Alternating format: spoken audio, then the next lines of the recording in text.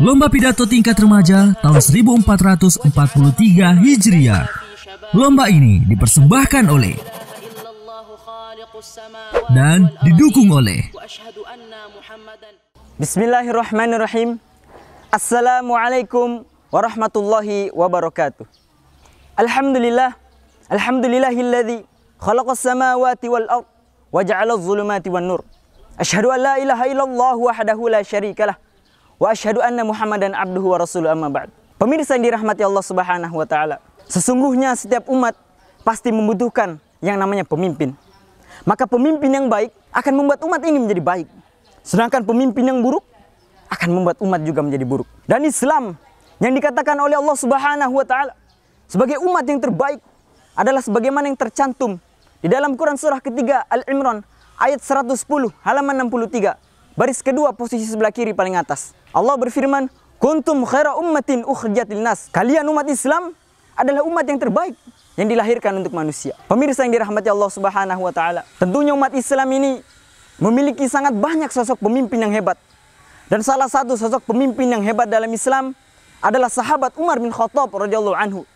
Umar bin Khattab radhiyallahu anhu bin Nufail bin Abdul Uzza bin Rabah bin Abdullah bin Qurt bin Razah bin Adi al-Quraisy. Beliau hidup di bawah bimbingan bapaknya yang mewarisi tabiat bapaknya yang keras, tegas yang tak mengenal sifat lemah, sifat gigih yang tak mengenal tawar-menawar. Pemirsa yang dirahmati Allah Subhanahu wa taala, bahkan disebutkan dalam satu riwayat ketika sahabat Umar bin Khattab radhiyallahu anhu memeluk Islam, maka berita ini tersebar luas di telinga kaum Quraisy. Maka pada saat itu bergetarlah hati orang-orang kafir Quraisy. Pemirsa yang dirahmati Allah Subhanahu wa taala, bahkan masuknya Umar ke dalam Islam adalah suatu kemuliaan bagi Islam sendiri dan kaum muslimin. Bahkan disebutkan, diceritakan dalam suatu riwayat dari sahabat Ali bin Abi Thalib radhiyallahu anhu, beliau berkata, "Aku tidak mengetahui seorang pun dari muhajirin kecuali dia berhijrah secara sembunyi-sembunyi, kecuali satu orang, yakni sahabat Umar bin Khattab radhiyallahu anhu.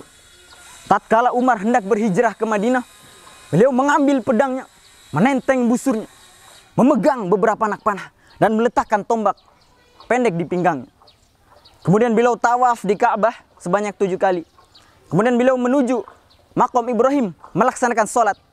Setelah melaksanakan sholat, beliau berdiri memandang wajah kaum Quraisy satu persatu dan mengatakan, 'Wahai wajah-wajah buruk, Allah tidak melaknat kecuali hidung-hidung ini. Siapa yang ingin menjadikan ibunya kehilangan dirinya, meyatimkan anak-anaknya, dan menjandakan istrinya, maka silakan menghadangku di balik lembah ini,' kata Umar. Maka kata Ali bin Abi Thalib, pada saat itu tidak ada seorang pun yang berani menghadang Umar bin Khattab radhiyallahu anhu. Allahu Akbar. Masya Allah. Dalam kisah ini tentu banyak hikmah yang kita dapat petik. Yang pertama adalah bagaimana kita dapat meluruskan iman kita seperti lurusnya iman Umar bin Khattab radhiyallahu anhu, sehingga tidak ada yang kita takuti kecuali Allah Subhanahu wa taala.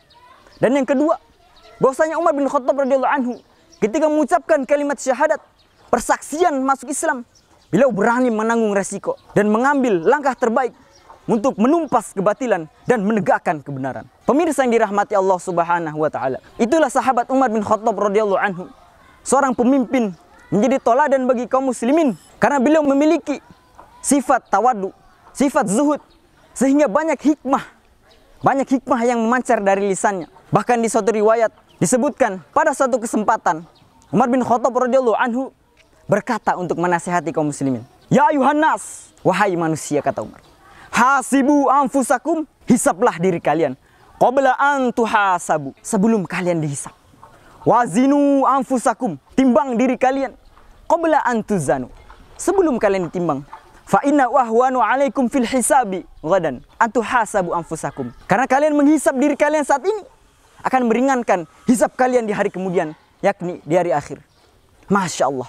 Sebuah nasihat yang menggetarkan jiwa. Nasihat yang memperingatkan kita semua pemirsa, agar kita senantiasa bermuhasabah diri, menghisap diri kita sebelum kita dihisap di akhirat kelak. Dan bagaimana sosok Umar ini, dari kisahnya kita sangat banyak mengambil faidah bahwasanya ketika menjadi seorang pemimpin, tidak hanya bisa memimpin suatu umat dengan baik, tetapi bagaimana kita bisa mencontohkan hal-hal kebaikan dan menegakkan kebenaran, serta berani menasihati dalam kesabaran dan kebenaran.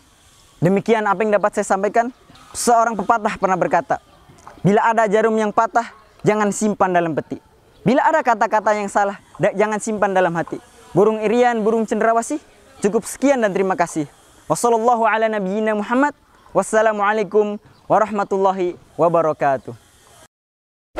Dukung peserta lomba pidato terbaik kamu agar menjadi juara. Alhamdulillahil qawiyil matin.